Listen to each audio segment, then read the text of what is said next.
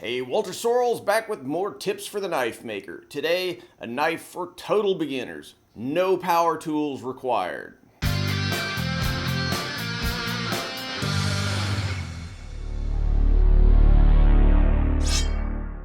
Ever wanted to make a knife? Well, today I'll show you how. In fact, not only will this knife be fairly simple to make, it'll require zero power tools. Well, okay, one minor exception. Now, I know most guys who are thinking about making their first knife don't have a bunch of specialized equipment. In fact, some guys have almost nothing. So, what I want to show here is that you can build a knife without having a huge, well-equipped shop. Now, there's a little special sauce to this video. I've done a bunch of hand tool oriented knife builds over the years, but one of the stumbling blocks in these builds from a practical standpoint is heat treating. See, all knives have to be hardened, and that hardening process takes a lot of heat. On the whole, that tends to mean professional equipment.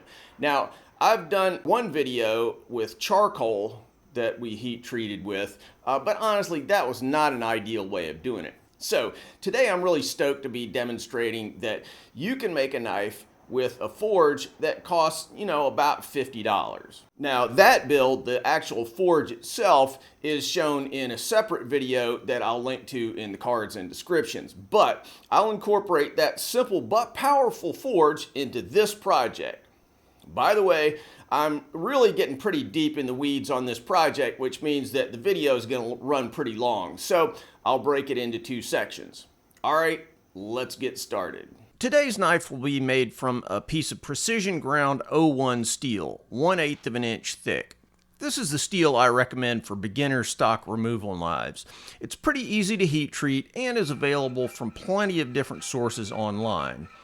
01 is a high carbon steel, meaning that it will rust, but it can be heat treated to a high level of hardness and is easy to bring to a nasty sharp edge.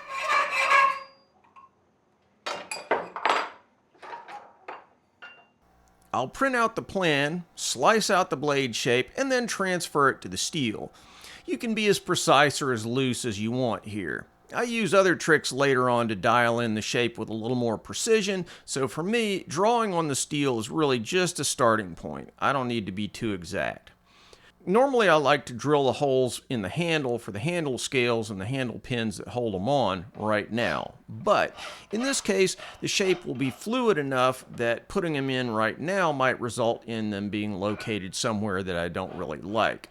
So I'll jump right in by filing out the blade. Here are all the files that I'll use today. Now look, if you don't have round files and chainsaw files and all this stuff, it's not the end of the world, but you will need a good sharp bastard file, the tool I'm going to use for the bulk of the work here. A half round will be really handy too. If you want to use a hacksaw to snip away some of the corners and to make some progress with the finger grooves, that's a great strategy, but I'll do the whole thing with the file. Is this tiring work? Absolutely, but with a fresh, sharp file, you'll be able to get all the filing done for this knife in the space of a couple of hours.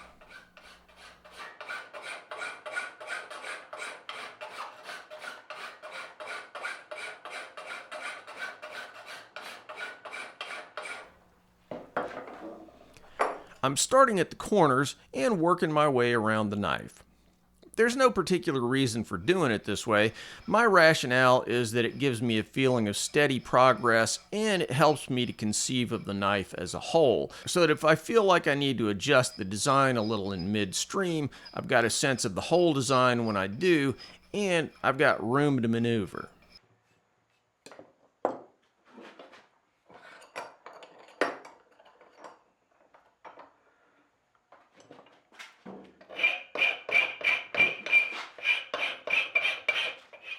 Now, time to drill the holes.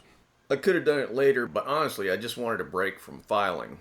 First, I'll measure them and mark them. Then I'll use a center punch to mark the exact location so that the drill won't walk and drill the hole in the wrong place. Look, nearly every human being outside the third world has access to an electric drill. It's by far the most common power tool in existence. But to show that you can get by without, I'll do this with my grandpa's old brace and bit. I'm using a drill guide, which will help keep my angle consistent, but otherwise it's just good old elbow grease.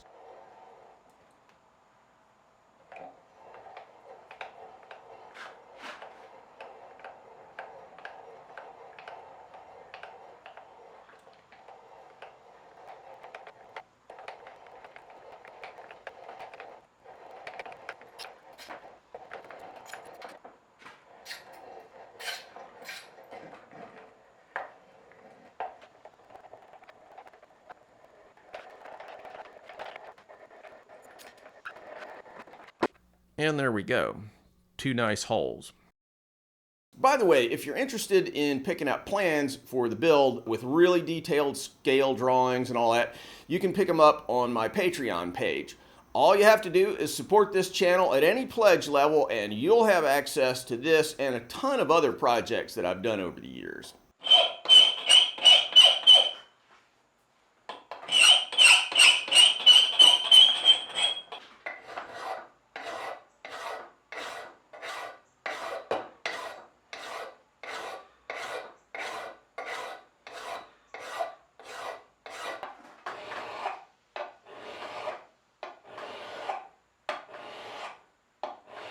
This knife will have finger grooves, and I'm leaving those to the very end. Nothing looks worse in a knife with finger grooves than if the grooves are really unevenly spaced or have visibly different radii. So I'll lay them out pretty carefully. I measure 4 equidistant points, then draw a line up the blade from each point. That allows me to have a constant visual reference as I start proceeding down into the body of that handle. Then I'll lay in a tiny line with a triangular hobby file at each entry point. Of course, I could use an old hacksaw blade or really anything, a scribe, whatever, to serve the same purpose.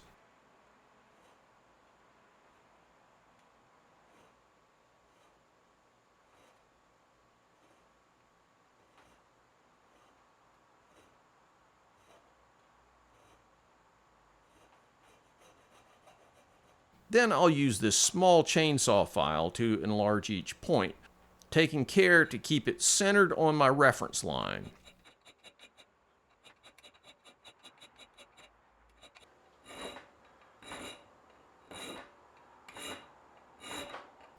Then I'll expand that out using a small round file, and following that, a large round file. You don't have to go through this same progression that I do, but I like this sequence because it allows me to keep checking to make sure that the grooves are going in pretty evenly.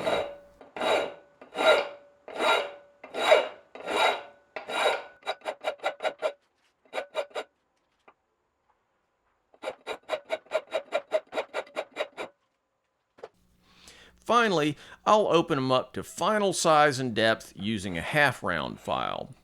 These grooves are designed to have a 1 1/4 inch radius. In a perfect world, I'd have a half round that has that exact radius, which would allow me to make the perfect size without any fuss and without thinking really. Unfortunately, I don't have such a file, not even sure that such a thing exists.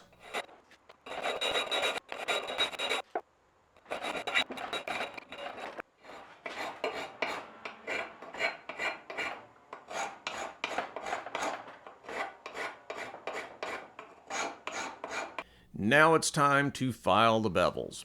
Probably the most challenging part of this whole project. I've used this handy scribe here to scribe in 2 center lines that'll be the ends of each bevel. By having these scribed in here, I know exactly where I'm heading and when to quit. It makes beveling a much easier thing to do. I'll start by using a 1/4 inch chainsaw file to file in the plunge line. By filing it with a round file, you'll save yourself a lot of heartache sanding later by giving a soft transition there rather than a hard corner, which is what would happen if you used a regular file.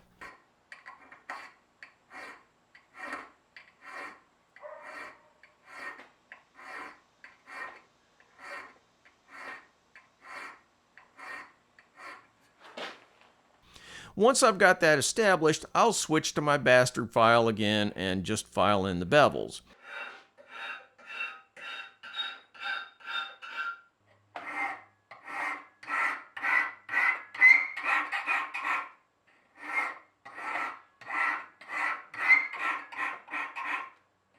The key to doing this well is to keep the file at a really consistent angle. It should be the same from one end of the blade to the other. I like to sort of lock my arms to my side and use my lower body as much as possible. The single most important thing to avoid when beveling is tipping the file too far forward and scoring the spine of the knife. Otherwise, it's just slogging away, checking your work as you go to make sure that everything's nice and even.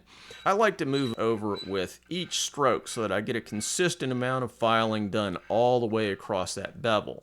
In the end, this will give me a fairly even grind line. You may have to come back at the end and tidy up a little bit, but if you're careful to keep that angle, you can make a pretty clean job of it. Notice how I'll occasionally press the file down with my thumb so that I can feel the flat underneath and know that I'm maintaining a consistent angle stroke after stroke after stroke.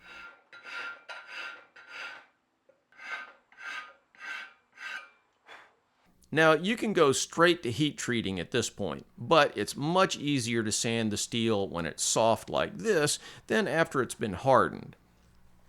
So I'll tape a piece of sandpaper to a machinist's block and get most of the scratches out of the flats. Of course, any nice flat hard surface will do. Glass, a cutting board, melamine, whatever. I'm using 120 grit sandpaper here, which will make pretty reasonable progress, but not leave super nasty scratches that I'm going to have to spend a lot of time getting rid of later.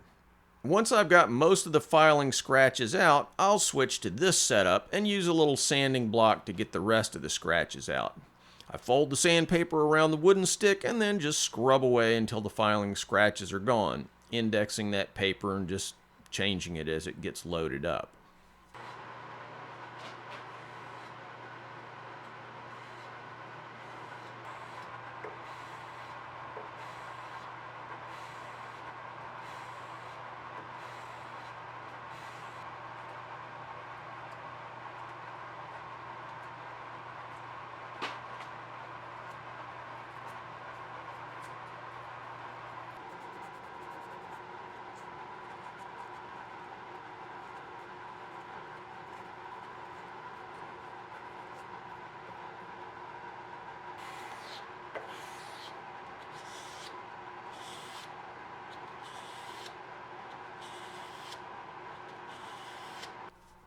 I'll also use a 1 1/4 inch dowel to help me clean up the inside of the finger grooves.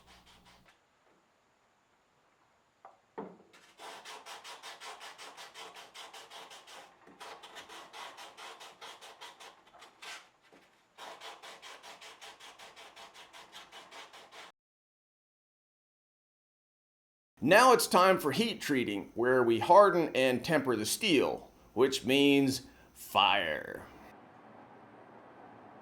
I'll get started on that in part 2 of this video. Link to that video in the cards and description. See you there.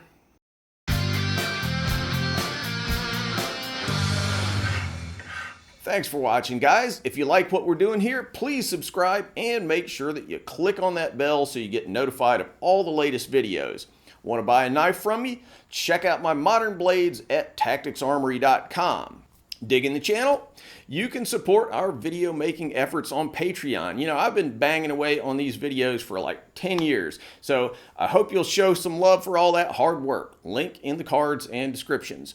Finally, if you're interested in making Japanese swords, check out my full line of Japanese sword videos where I show how to forge Japanese swords as well as how to polish them and how to make fittings, handles, and scabbards.